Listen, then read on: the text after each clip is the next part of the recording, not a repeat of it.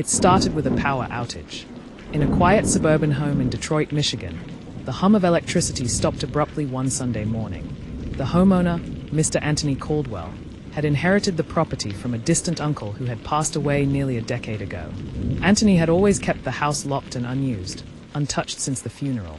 But now, with rising rent in the city, he was finally considering moving in. The house was old and cluttered, boxes of forgotten belongings, faded photo albums, and dusty furniture. In the basement, buried behind rusted shelves and cardboard boxes, stood an ancient chest freezer. The power had gone out just long enough to thaw the ice inside. A rancid, metallic smell seeped from the seals, curling into the air like a warning. At first, Anthony assumed it was spoiled meat. But when he lifted the heavy lid, the sight he encountered would burn into his memory forever. Curled into the fetal position, wrapped in plastic and duct tape, was the frozen, frost-bitten body of a woman. He stumbled backward, gasping, eyes wide with disbelief. This wasn't a robbery gone wrong. This wasn't an accidental death. This was a deliberate concealment. The authorities arrived within the hour. Police cordoned off the home, crime scene tape fluttering in the summer wind. Forensic teams worked meticulously, cameras flashing, evidence bags multiplying. The woman was estimated to have been dead for at least 3 years.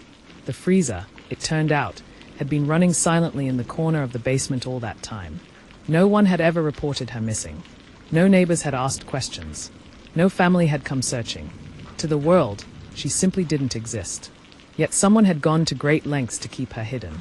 As investigators peeled back the layers, a horrifying story began to surface. The freezer didn't just hold a body.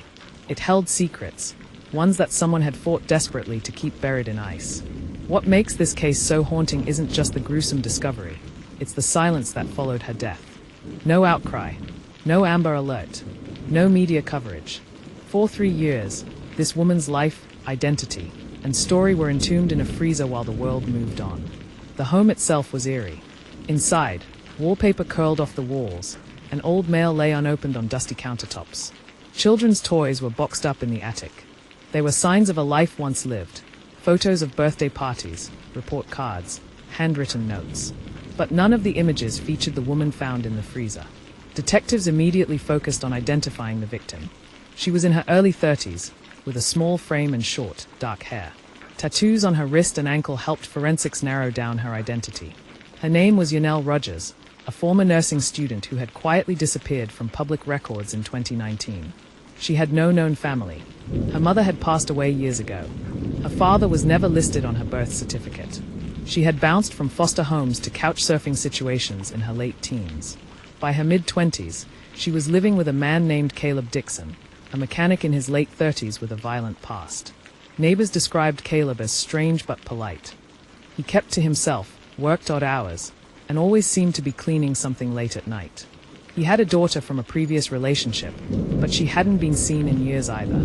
Caleb had disappeared 6 months before the body was found. The deeper investigators dug, the darker the picture became. Caleb had a string of domestic violence complaints filed against him. Some dropped, some never followed up. Yanelle had once gone to the hospital with a broken rib but told staff she'd fallen down the stairs. No charges were filed. No one followed up. Yanelle had been isolated long before she died. Friends had lost contact. Her social media went silent. She stopped going to school. Her name faded into obscurity. Until now, the autopsy revealed she had died from blunt force trauma to the back of the head. No drugs in her system. No signs of struggle. The blow had been swift and likely unexpected. The plastic and duct tape were meticulously wrapped. Whoever had done this had planned it. Carefully, coldly, with calculation. Police now had a murder investigation on their hands, but with their prime suspect gone and no witnesses, they had to start with the only person left who knew the truth. Yanelle. Her story was never told, until now. Who was Yanelle Rogers? What really happened in that basement? And where is Caleb Dixon? If you were moved by this chilling beginning, don't forget to like, comment, and subscribe to True Crime Hub.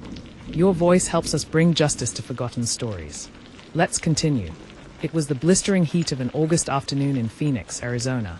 Ironic, considering what was about to be uncovered. A power outage in an aging apartment complex forced building management to inspect various units. Maintenance man Jorge Ruiz knocked on the door of Unit 204, expecting another routine check. But no one answered. The tenant, an aloof man named Devin Parks, hadn't been seen in weeks. When Jorge stepped inside, the stale air hit him like a wall. The air conditioning had been off for days, and the sour stench of rotting groceries filled the space. But it was the freezer that drew his attention. It wasn't humming. It wasn't plugged in. Curious, Jorge opened it. What he saw made him stagger backward and drop his flashlight. Inside, contorted and wrapped in black plastic bags, was the frozen, partially preserved body of a young woman. Hair clung to her face. Her hands were curled as if still frozen in a final moment of pain or terror. The body had been there for years. The police were called immediately. When forensics arrived, they quickly determined the woman had been deceased for at least 3 years. The electricity to the unit had been recently disconnected. Had that not happened, the horrifying discovery may have never been made. But who was she? As crime scene investigators carefully extracted the body from the freezer, they noted bruising around the neck, evidence of blunt force trauma and strangulation. Yet her face, despite freezer burn and years of cold, was identifiable. Fingerprint analysis and a comparison with missing persons databases confirmed the identity. Nia Caldwell, a 23-year-old nursing student who had been reported missing by her aunt in 2020. The case had gone cold almost immediately. Nia was known to be quiet and studious, not one to vanish on a whim. But there had been little evidence of foul play at the time. Her car had been found abandoned in a supermarket parking lot. Her phone had been turned off. And the one person who had last seen her, her boyfriend, Devin Parks, told detectives she left after an argument and never came back. No one had looked into him deeper. No one had searched his home. No one knew he was storing her like food in a freezer. All this time, Devin Parks was quiet, calculated, and intensely private. A failed screenwriter turned delivery driver, he had a soft voice and intense eyes. Neighbors called him polite but withdrawn. He rarely had visitors. He didn't smile often. He was the kind of man who went unnoticed, which was exactly how he liked it. He met Nia Caldwell in a college literature course. She was warm and radiant, drawn to his intellect and passion for storytelling. He admired her discipline. To her, he was mysterious and misunderstood. But behind closed doors, he was controlling, paranoid, possessive.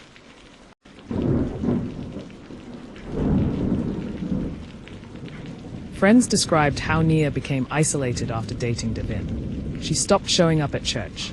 She missed study sessions. She changed her phone number without explanation. Her aunt, who had raised her after her mother passed, said Devin often spoke for her. By the end of 2019, Nia looked thinner, paler, and afraid. On February 12, 2020, Nia was last seen alive. A neighbor in the apartment complex heard shouting around midnight. Objects being thrown. A woman sobbing. Then, silence.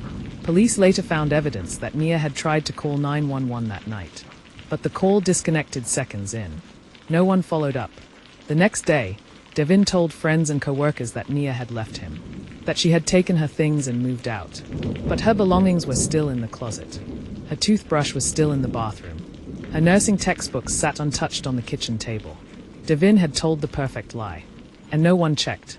For the next 3 years, Devin continued to live in that apartment, with her body feet away. Neighbors recalled how he kept to himself even more. He taped the freezer shut. When asked, he joked about a weird meat preservation project. When the power bill showed abnormal spikes in energy usage, no one suspected anything sinister. In truth, Devin had wrapped her body in industrial plastic, sealed her with duct tape, and cranked the freezer to maximum. Occasionally, he defrosted it and repackaged her. There were signs he had even kept a journal, detailing how he couldn't let her go. It was obsession taken to the level of horror. Detectives believe he kept her preserved because he couldn't face the truth of what he'd done, or because part of him wanted to keep her with him. As if the freezer was both a shrine and a prison. When police finally tracked Devin down after the discovery, he had fled to Colorado. But he left behind notes, voice recordings, even a digital folder labeled, Nia, forever mine. One line haunted investigators. She said she was leaving. I couldn't let her. So now, she'll never leave again. When detectives finally gained access to the ancient, humming freezer that had long blended into the background of the cluttered garage, a horrifying sight met them. Inside, wrapped in layers of plastic, blankets, and duct tape, was the unmistakable form of a body. Frost clung to every inch. The smell, even frozen, was enough to gag the responding officers. They backed away, breathless, the quiet suburban street outside now a crime scene. The medical examiner was called. Removing the frozen corpse was a delicate process. It had to thaw slowly to prevent damage to evidence. Once thawed, the body of Samantha Cole emerged, still dressed in a faded hoodie and sweatpants. Her hands were bound. Bruising on her neck told a chilling tale. She had been strangled. What stunned investigators the most wasn't just the concealment, it was the duration. 3 whole years she had been hidden in that freezer. And all the while, life went on. Neighbors barbecued. Kids rode bikes. And a murderer lived quietly among them. Neighbors described Bradley Myers as polite, reserved, even charming. He had mowed his lawn religiously, offered to take in packages, smiled at everyone. No one suspected a thing. Bradley had even hosted his niece's birthday party just feet from where Samantha's body lay frozen. But beneath the surface, a darker truth had festered. Phone records, emails, and journals recovered from his home painted the picture of a volatile relationship. Samantha, once deeply in love, had tried to leave him multiple times. Friends said he was controlling, possessive, and emotionally abusive. Samantha had gone to the police once, but never pressed charges. "I don't want to make things worse," she told her sister. When she finally disappeared, Bradley spun a convincing story. She ran off, he told everyone. She needed space. For years, it worked. Until it didn't. Bradley was arrested, charged with murder, abuse of a corpse, obstruction of justice, and more. The trial captivated the nation. The prosecution laid out the timeline, Samantha's last known movements, the cause of death, and how Bradley had purchased the very freezer used to entomb her only days after her disappearance. In court, Bradley claimed it was an accident. "She attacked me. I panicked. I didn't mean to kill her," he said. But the bruises on Samantha's wrists, the bindings, the premeditation, none of it supported his claim. Samantha's mother took the stand. With trembling hands, she held up a photo of her daughter and said, "She wasn't perfect, but she deserved to be found. Not frozen. Not like that." The jury deliberated for 2 days. Verdict, guilty on all counts. Bradley was sentenced to life without parole. The home where Samantha died has since been abandoned. Weeds overtake the lawn. The freezer, now emptied, was removed as evidence, but its legacy chills everyone who remembers the case. Samantha's story became a cautionary tale about domestic abuse, silence, and how control can spiral into horror. Her sister started a non-profit in her name, helping victims of domestic violence escape before it's too late. In one of her journals, Samantha had written, "If something happens to me, I want people to know I loved fiercely, but I lost myself." Now, her story helps others find themselves again. Warning sign # domestic abuse thrives in silence. Speech balloon share this video to raise awareness. Bell # subscribe for more real-life crime stories that demand justice. Loudspeaker if you or someone you know is in danger, reach out. The National Domestic Violence Hotline is always available. Together, we can turn stories like Samantha's into beacons of change.